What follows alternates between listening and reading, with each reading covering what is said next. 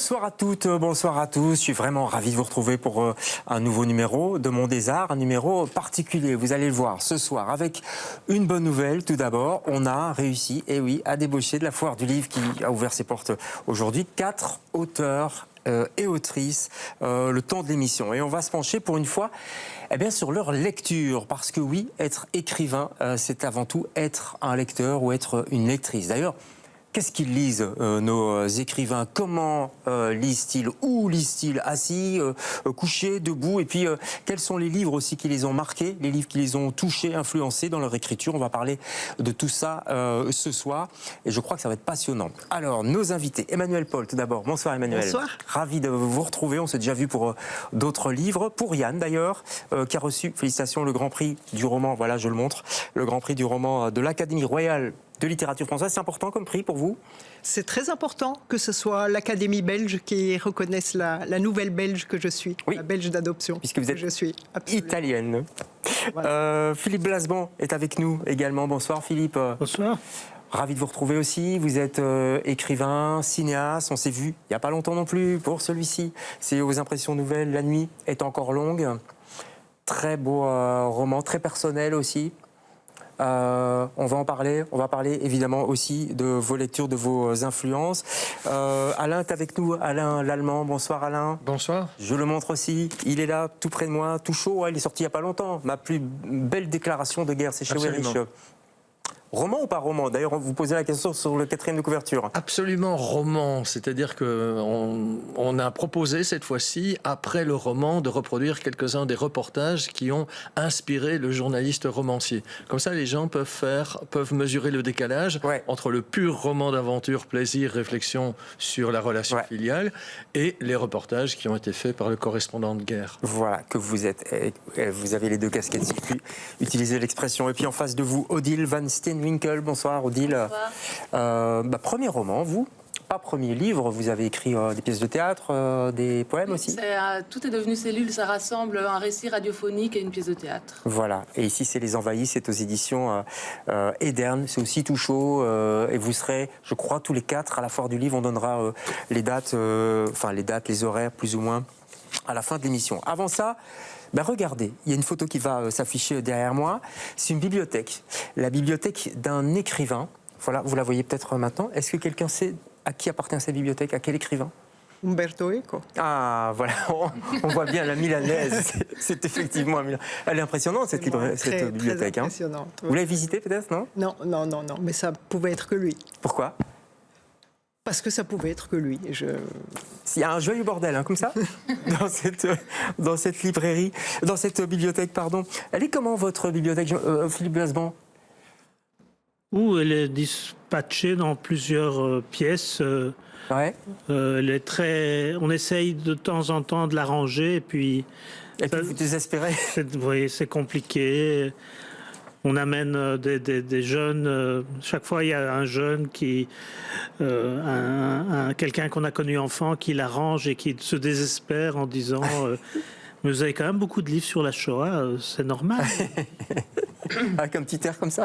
Oui, un peu inquiet. Un peu inquiet. D'ailleurs, à propos de rangement, comment on range une bibliothèque? Comment vous la rangez, vous, Alain, votre bibliothèque?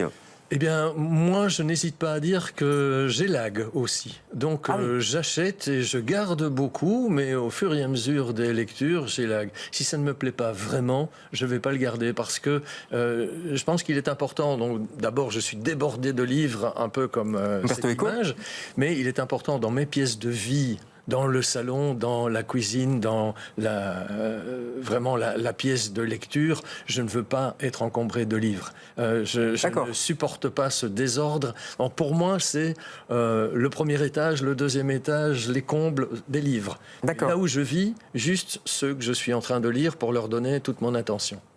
Odile, les livres, ils sont partout chez vous? Oui, alors moi, c'est très important. J'ai besoin d'avoir des livres dans toutes les pièces. Toutes les pièces. Donc la salle de bain, y compris?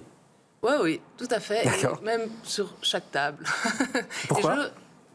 Comme ça, si jamais j'ai une impulsion, qu'il faut que je me saisisse de quelque chose, d'un livre, il est là. Et puis ça me donne envie de lire. ça nourrit. Et je vais voir chez les gens aussi, je suis très sensible de savoir, tiens, est-ce qu'il y a des livres dans cette... Ah oui, vous faites ça. Et Emmanuel, quand vous allez chez des amis aussi, vous jetez un petit œil discret sur la bibliothèque. Même pas discret, mais parce que savoir ce que quelqu'un lit, ça vous dit déjà énormément sur lui ou sur elle. Oui. Et quelqu'un qui ne lit pas, ça peut être un de vos amis? Ça vous dit aussi énormément sur lui ou sur elle. Vous connaissez des gens qui ne lisent pas du tout? Vous avez des amis, des proches qui ne lisent pas du tout? Je sais pas. Pas beaucoup, on en a. Mais alors même quand parfois il y a 8 livres, hein, ces 8 livres deviennent très importants pour connaître cette personne. Et c'est souvent tout à fait aléatoire. C'est souvent un guide de voyage, un livre, un best-seller des années 80. Mais ça vous décrit une personne. Ouais. C'est intéressant ça, que le livre, la possession de livres décrit un petit peu la personne qu'on a en face de nous. Alors. Moi, j'habite une rue, très sincèrement, je suis perdu dans la Wallonie profonde. J'habite une rue où je pense qu'il y a un lecteur sur 4. Ah oui?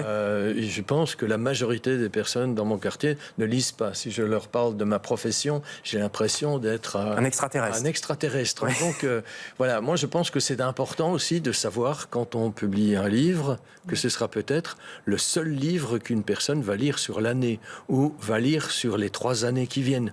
Il ne faut pas se tromper là-dessus. Dans l'édition, ils ne sont pas tous des mangeurs de livres comme nous. Ouais. Il faut que les choix soient opérés pour savoir que la majorité des Belges sont finalement de petits lecteurs. Et on ne parle pas que des Belges jeunes, parce qu'on sait qu'il y a un problème de lecture chez les jeunes. Là, vous parlez de gens, des adultes, quoi. Oui, tout à fait. Tout à fait. Donc, évidemment, on a un problème... vous savez, les autrices, auteurs comme nous vont régulièrement dans les classes. Ouais. Et je me rappelle de classes où il y avait sur les 3e années de secondaire... une lectrice qui a dévoré un livre sur l'été et toutes les autres n'ont rien lu. Ouais. Donc, le livre est quand même dans une situation assez périleuse pour l'instant. Oui, parce que là, c'est un peu la fête, c'est la foire du livre, il y a des articles partout, il y a des reportages à la télé, mais finalement, peut-être que c'est juste la pointe d'un iceberg, mais qu'il n'y a pas tant de lecteurs que ça. Effectivement, c'est ce qu'on... J'ai un frère qui ne lit pas. Ouais. Il lit juste mes livres quand ils sont pas trop gros. Ouais. Et donc, c'est tout un... En fait, j'écris juste pour lui. D'accord. Bah, si, ça va. C'est moyen, on va dire. Ça va. Je lui ai pas encore donné. Il faut que je lui donne. Il ne va jamais l'acheter. Je comprends. Il est dedans, en plus, j'ai l'impression, non? Non, pas nécessairement, non. Parce qu'il y a beaucoup de listes, donc ça... Oui, non, il n'est pas dedans. Mais le sujet l'intéresse au premier plan. Mais, donc, j'écris pour lui en grande partie. Ouais. Alors... L'enfance, le début, la première bibliothèque, quand vous étiez enfant, est-ce que vous vous souvenez de votre bibliothèque, j'allais dire en Suisse, vous n'êtes pas suisse, vous allez vous fâcher, en Italie, elle était comment la bibliothèque dans votre chambrette? La bibliothèque, dans ma chambrette, il y avait des bibliothèques roses. Ouais, évidemment, comme tout le monde. Ben oui. Verte aussi, non? Bibliothèque verte aussi, mais c'est pas vraiment ce qui m'intéressait le plus. Moi, ce qui m'intéressait, c'était la bibliothèque de mes parents. Ah bah oui. Et de préférence, les livres qu'on avait mis un peu en hauteur pour être sûr que je les atteigne pas. Et vous disiez, celui-là, c'est interdit. Ceux-là m'intéressaient. Je me rappelle que j'ai souvent essayé d'attraper plutôt ceux-là, oui. D'accord. Donc, la bibliothèque verte, oui, tout ça, Fantomètre. Oui, non, mais bien sûr, j'ai lu tout ça, mais j'ai essayé d'accéder assez vite à des choses que je comprenais d'ailleurs pas du tout, mais qui avaient l'attrait de l'interdit. Ouais. Mais ça m'étonne pas de vous, si je puis me permettre, en lisant vos livres. Et vous, quand vous étiez petite? Moi, j'ai lu La Comtesse de Ségur. Ah ouais. Elle est cruelle, hein, la petite Sophie, là, quand même. Je me souviens de ça. Sinon... je me souviens d'une histoire qui m'avait marquée, dont le personnage m'a poursuivi pendant des années. C'était une petite danseuse sur l'île de Majorque. Je serais incapable de retrouver le nom de ce livre ni l'auteur, mais je sais que ça m'avait poursuivi des nuits et des nuits durant. Je lisais très tard, en fait, le soir, et mes parents laissaient lire. Ça, c'est un bonheur. Je vois tout le monde qui acquiesce. C'est un bonheur. On est sous la couverture. Voilà, absolument. Donc moi, je garde en tête et j'assume complètement la bibliothèque verte. Il y avait une quarantaine de volumes de Langelot, une petite série, un petit espion, qui était écrit sous pseudonyme par un certain lieutenant X. Et on était, moi, je me trouvais dans la chambre en train de lire dans le lit de manière secrète, parce qu'évidemment, à cette heure-là, il ne faut pas lire. Et puis, vous êtes fasciné par les autres choses que vous découvrez, que ce soit la littérature héroïque, où un jour, moi, je suis tombé sur un 4 volumes qui était Les Misérables de Victor Hugo. Moi, je rappelle que ça, c'est le moment où vous dites, OK, bibliothèque verte sur le côté, c'est fini. On va commencer quelque chose d'un peu sérieux. Et ça m'a passionné. Vous avez tout lu ?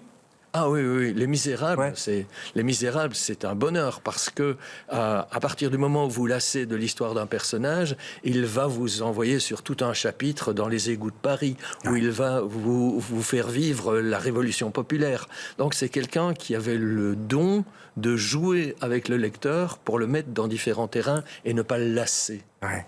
Qui a lu Les Misérables ici ? Personne ? Oui ? Il y a la bonne élève et il y a les mauvaises élèves. Désolée. Je me souviens de Notre-Dame de Paris. Je ne sais même pas si je l'ai lu dans l'entièreté, mais je me souviens que je l'avais loué à la bibliothèque et que je l'avais gardé. Esmeralda, Quasimodo. Je ne l'avais pas réclamé. Je l'ai encore. Ah oui, d'accord. Les bibliothèques publiques, vous les fréquentiez quand vous étiez jeune ? Ouais, tout le monde ici ? Oui, même. Encore maintenant ? Non, plus maintenant, non. J'avoue. Mais jusque dans ma trentaine, oui. Ouais. Quand même, oui. J'aimais bien même l'endroit. J'aimais bien un endroit qui était avec tous ces livres et les fiches. Ouais, ça n'existe plus. Hein. J'imagine. Depuis longtemps. J'imagine, mais j'adorais les fiches, le fait d'aller chercher dans les... Oui, je vois tout à fait. Écrite, manuscrite. Hein, oui, tout à fait. Sur du papier un peu jauni, comme ça.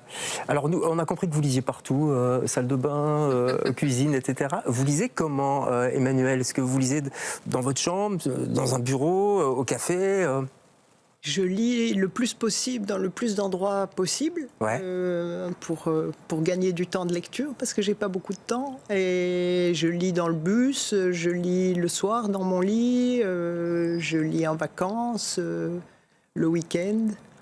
Ouais, Alain ? Dès que possible. Moi, je lis d'abord, la première chose, je lis papier. Donc, j'ai fait des tentatives en électronique, en numérique, je n'y arrive pas. Donc, je lis papier.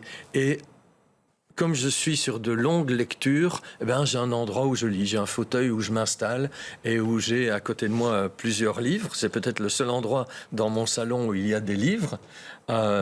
Et alors là, je veux vraiment me concentrer, rester droit et on mange le livre et on se laisse emporter. Ça, je pense que c'est important, c'est se mettre dans une situation physiquement où vous pourriez rester 1 heure, 2 heures sans bouger, vous n'auriez pas un mal de dos ou quelque chose qui vous démange. Le temps s'arrête. Voilà, c'est important. Le temps s'arrête autour de vous, voilà. C'est ça. C'est une bulle. Philippe, c'est même genre d'expérience quand vous lisez Oui et non. Moi, j'arrive à lire sur tablette parce du moment que c'est écrit, moi je m'en fiche. Vous en fichez du support? Complètement. Enfin, je veux dire, j'aurais difficile si c'était encore des plaques en pierre, mais disons... Ça fait un petit temps. Oui, ça fait un petit temps. C'est avant les bibliothèques encore. Oui. Mais je veux dire, du moment que c'est écrit... j'ai des problèmes, par exemple, je marche en rue et il y a quelque chose d'écrit, je peux pas m'empêcher de le lire et je peux me heurter sur quelqu'un, etc. Donc même, j'allais dire les publicités, enfin les panneaux publicitaires, pour autant qu'il y ait du texte. Oui, du moment qu'il y a quelque chose d'écrit. Alors je suis déçu par les panneaux publicitaires en général, hein, mais quand j'étais jeune, même à Téhéran, j'allais à la librairie française qui était à 5-6 kilomètres, j'achetais un livre et je le lisais en revenant chez moi, et en général, en marchant, et en général, je l'avais lu... Arrivé à la maison. Et ça valait pas la peine. Enfin, je me disais qu'il fallait que je retourne en racheter un autre. On a parlé des Misérables, Victor Hugo tout de même. Est-ce qu'il y a des livres qui vous impressionnent, que vous n'osez pas lire, par exemple, qui sont là et vous dites je sais pas, c'est pour plus tard, c'est trop fort, c'est trop ceci, trop cela. Odile? Ouh là là, non, en général non, je dirais pas ça. Il y a des livres que j'arrive pas à finir. Ça, oui. Ah oui. On les citera pas, peut-être c'est pas sympa pour eux. Est-ce qu'il faut finir un livre d'ailleurs, Alain ? Je ne suis pas certain qu'il faille finir tous les livres, il ne faut pas se faire de violence, mais un livre que j'ai absolument envie de lire et que je ne parviens non pas à finir, mais je ne parviens même pas à le commencer, c'est Ulysse de Joyce. Ouais. C'est trop complexe. Ouais. Là, j'aime bien les livres complexes, j'aime bien les livres épais. J'ai lu 2 fois À la recherche du temps perdu et je garde, pour moi, Proust reste quelqu'un d'incontournable, mais Ulysse de Joyce, si vous connaissez le mode d'emploi... Ouais. C'est pas si compliqué. Hein. Il y en a un qui a lu ici. Oui. Alors moi, il y a un endroit où je m'arrête et j'arrive jamais à... Donc j'essaie 2 fois. Il y a un moment où il passe de style en style. C'est des journalistes qui parlent entre eux et ils commencent par un style du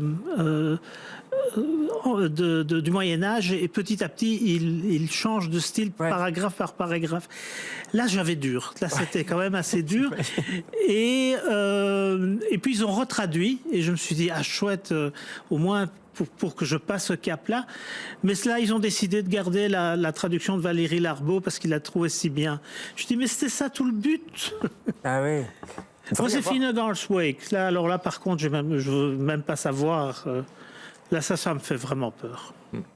Peut-être qu'il y aura un jour Ulysse de Joyce pour les nuls, par exemple. Vous voyez, ce genre de forme. Je serai sans doute un acheteur, parce que même si c'est une grosse brique, j'ai envie de comprendre. C'est le genre de livre où j'ai été sur Wikipédia pour essayer de comprendre la structure, pour essayer de comprendre les points de vue, pour essayer de comprendre quelles sont les intentions derrière. Je n'ai jamais dépassé le 3e chapitre. Ah ouais. Il y a un très beau petit texte de Nabokov où il décrit, où il explique en fait Ulysse. Merci pour le tuyau, je vais lire du... Ça s'appelle Littérature, le livre s'appelle Littérature, et dedans il explique en 30 pages, vous avez compris Ulysse. Est-ce qu'il y a des livres que vous avez lus et en refermant vous avez rien compris Moi, il y en a un pour lequel j'en suis arrivée à la conclusion d'ailleurs qu'il y avait un complot. C'est L'homme sans qualité de Robert Musil. Ah oui. Dont tous les gens autour de moi ont dit que c'était merveilleux. J'ai jamais pu dépasser une vingtaine de pages. Et donc, je me suis dit, c'est pas possible, il y a un complot. Donc, j'ai décidé maintenant de faire partie du complot et de dire que c'est l'homme sans qualité, c'est extraordinaire. Peut-être que votre voisin l'a lu, il peut peut-être vous expliquer. Pas du tout. Donc, j'avoue, je ne me fais pas violence pour lire un livre. Ce n'est pas parce que ce livre est conseillé que je vais absolument me ruer dessus. Je pense qu'il y a tellement de chemins, tellement d'imaginaires avec autant d'autrices et d'auteurs. Il y a tellement de choses à découvrir. C'est ça qui est formidable. En fait, c'est que les couvertures, généralement, elles ne vous disent rien de ce qu'il y a à l'intérieur. Ouais. Et c'est ça qui est passionnant. Je sais qu'on a une lecture en commun qui est le prix Espiègle 2025. J'ai oublié son nom. Je vais vous le laisser présenter. C'est Ariane Lefort. Oui, on va en parler après. Quand les gens dorment. Ouais. Voilà, Quand les gens dorment d'Ariane Lefort, moi je trouve ça juste formidable. On ne doit pas se forcer. C'est de la haute littérature et pourtant ce n'est pas accrocheur, c'est juste accessible. Et c'est un bonheur. C'est pas le genre de livre où on s'arrête. On va jusqu'au bout et on y revient. En fait, ça doit rester un plaisir. La lecture, c'est ça, tout simplement. À quoi bon se forcer ? On n'est pas à l'école où on a une lecture obligatoire, Odile.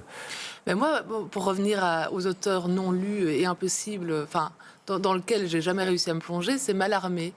On m'a dit énormément de bien de lui. Et, après, il y a les lectures dangereuses, parce que donc moi, ça m'arrive de donner des ateliers, par exemple en santé mentale, et je sais que j'ai déjà eu des expériences avec certains auteurs où c'était dangereux.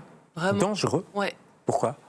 Parce que ça touche une limite de la raison et de la santé mentale qui fait que si on plonge trop dedans avec certaines personnes, ça peut devenir une arme qui se déclenche, quoi. Ah ouais. Il y a des livres qui vous ont transformé complètement, Philippe Blasban ? Psychologiquement, je veux dire. Hein. Je crois un peu Catcher in the Rye, c'est l'attrape-cœur de Salinger. Mais c'était dû à l'âge que j'avais. J'ai lu ça à 13 ans ou 14 ans. Et donc, je me suis reconnu tout à fait dans le personnage alors que je n'avais absolument rien à voir avec lui. Mais c'est ça la force des grands livres aussi, c'est le côté un peu universel où on peut se reconnaître dedans. Alain, il y a un livre comme ça qui vous a ému très fort quand vous étiez peut-être jeune, quelque chose qui vous a marqué je vous le propose comme étant un de mes coups de cœur. Oui. C'est Fortune carrée de Joseph Kessel. Ouais. Alors moi, je suis non pas un lecteur de Joseph Kessel, je suis un collectionneur de Joseph Kessel. Ouais.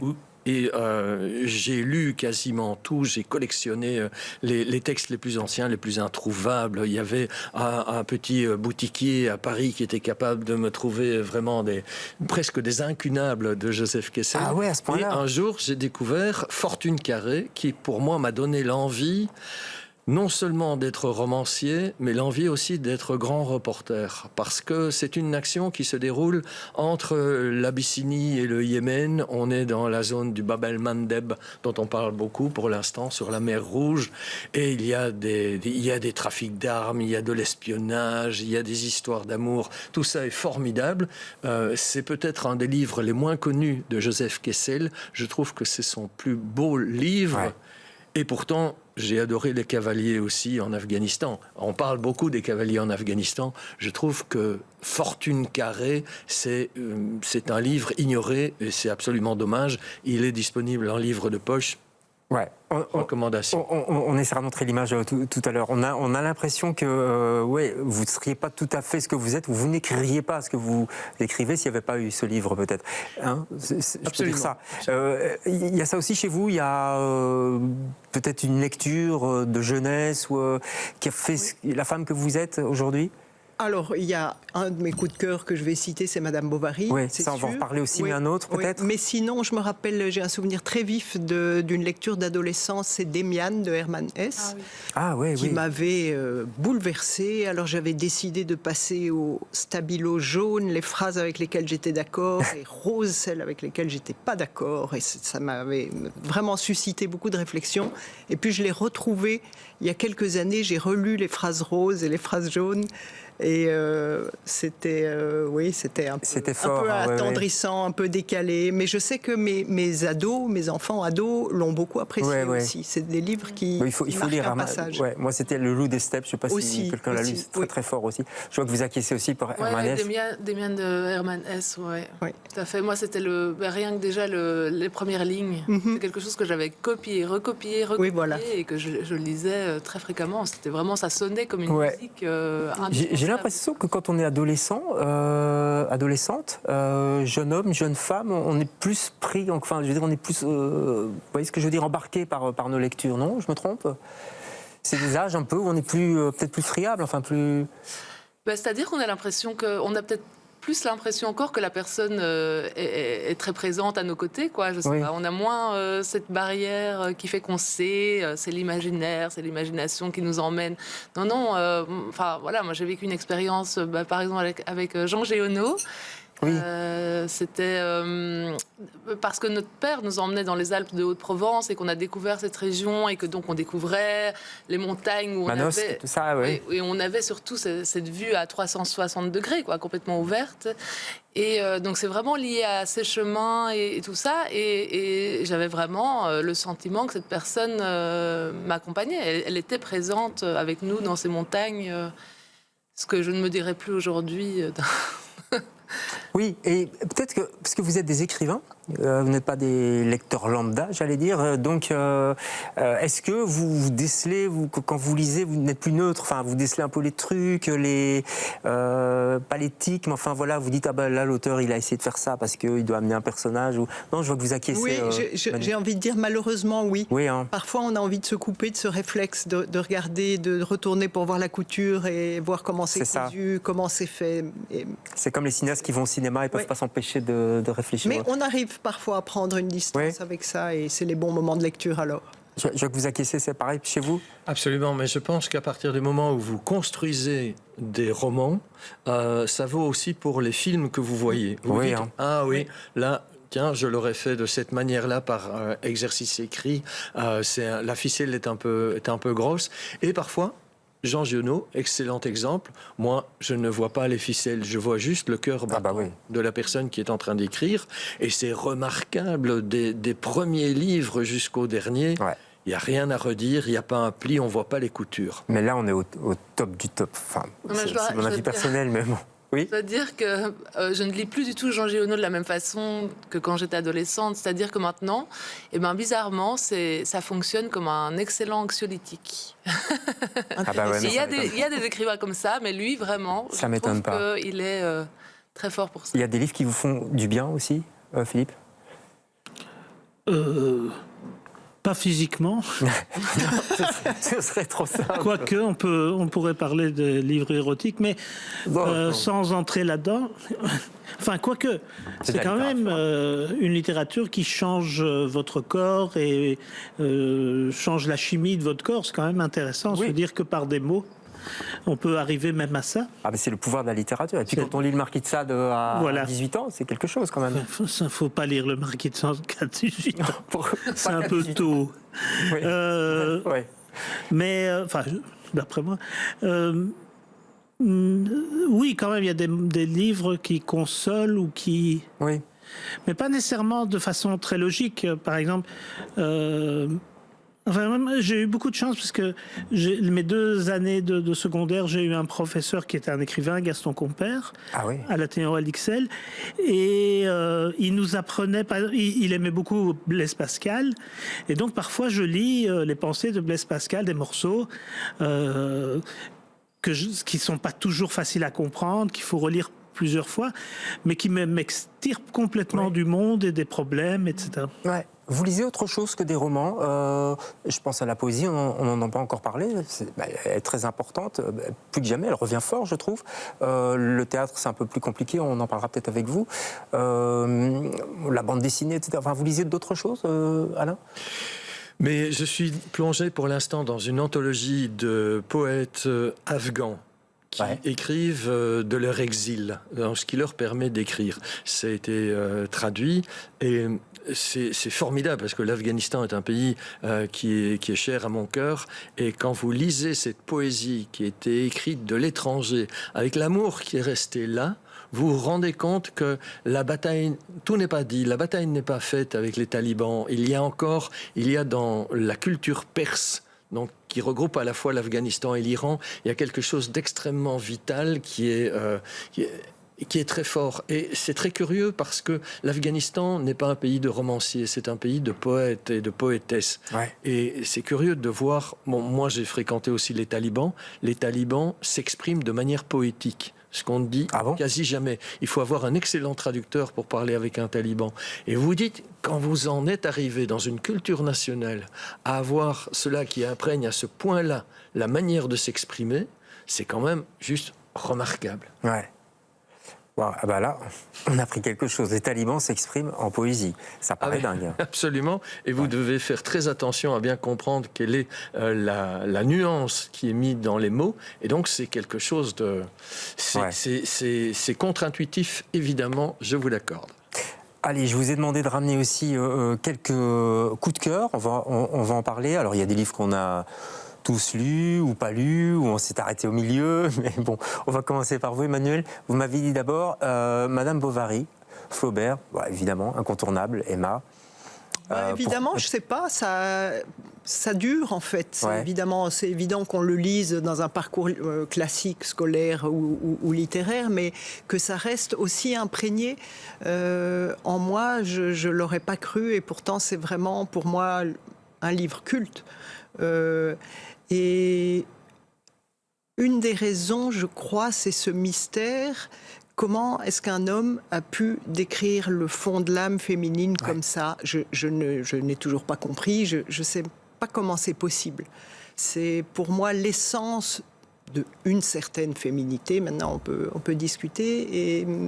Et le fait que ce soit un auteur masculin, et même très masculin, c'était presque un beauf en fait. Un beauf, dans sa vie, non mais je veux dire, dans sa vie sentimentale, Flaubert, c'était... c'était pas un féministe en tout cas. Non, je pense pas. Et pourtant, il y a ce mystère-là. C'est très touchant. Madame Bovary, Flaubert, à lire ou relire, évidemment.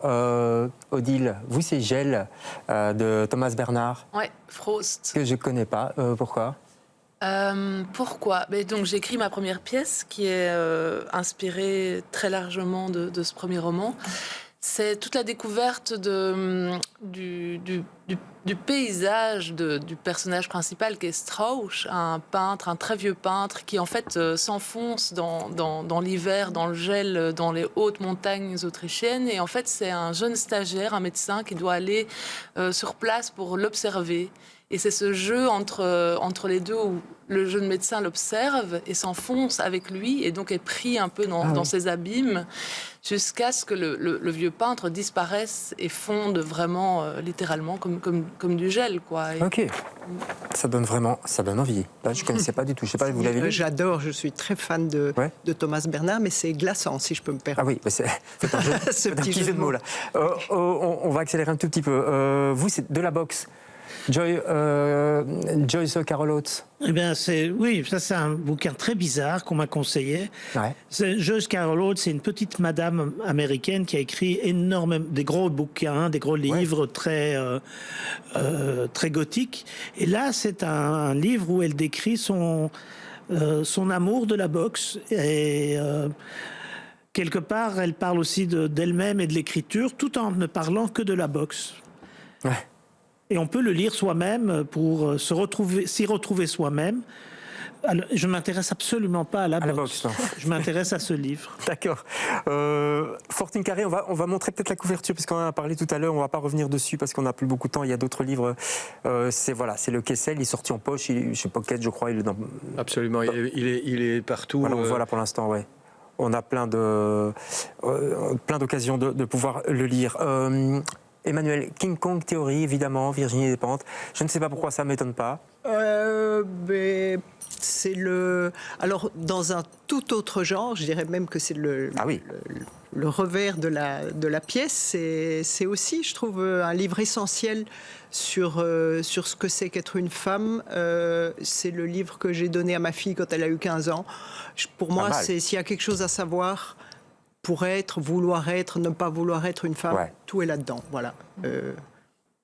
Siri Hurstveld, toute son œuvre, non ? Oui, mais de nouveau, j'ai adoré son premier roman, Les yeux bandés. J'aime beaucoup les premiers gestes, les premières énergies d'un écrivain.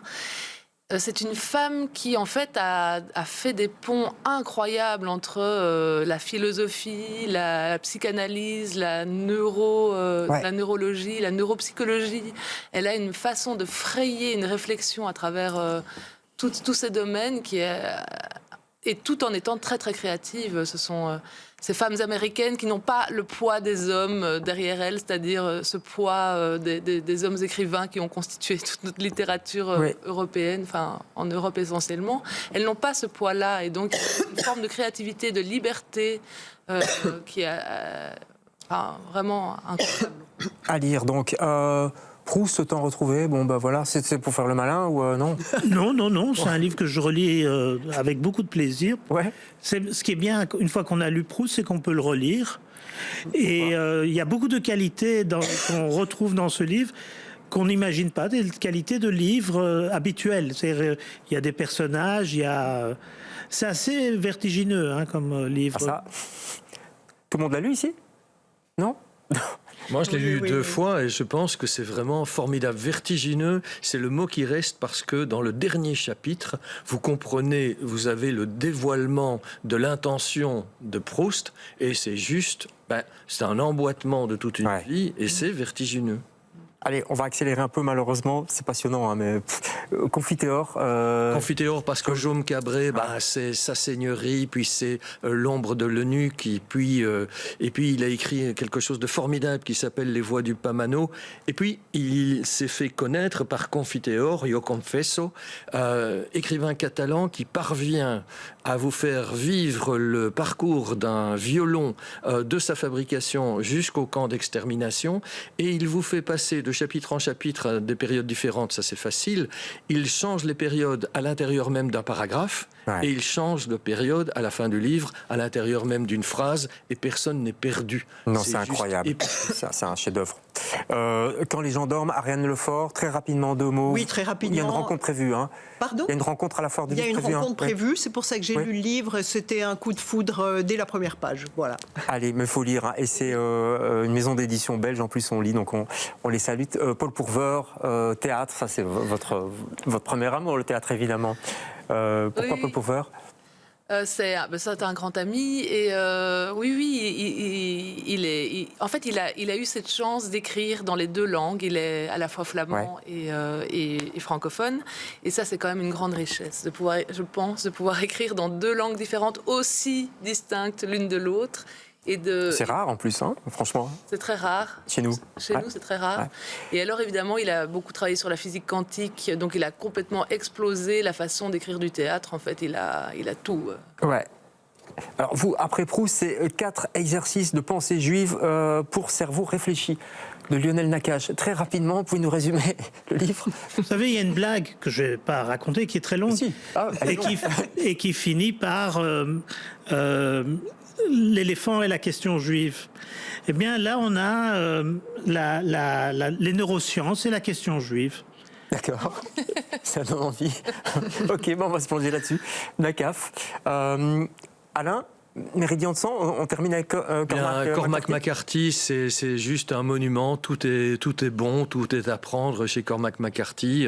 Et je pense que le summum, c'est peut-être pas par là qu'il faut commencer, mais le summum, c'est Méridien de sang, qui est une manière de poétiser la violence, qui est absolument à la fois repoussante et magnétique.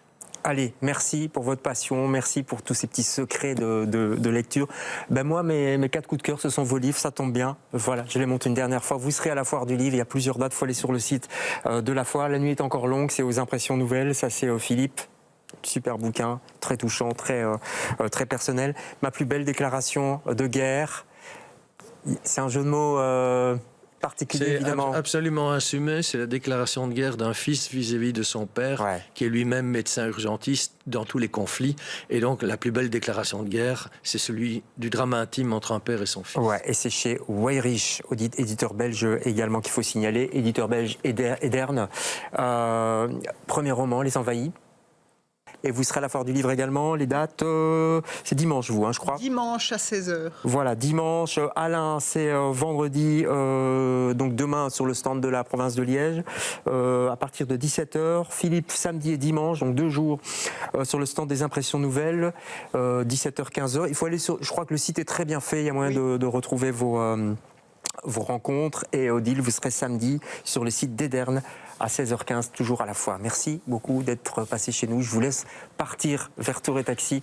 Et nous, on se retrouve jeudi prochain pour un autre Monde des Arts. Passez une bonne soirée.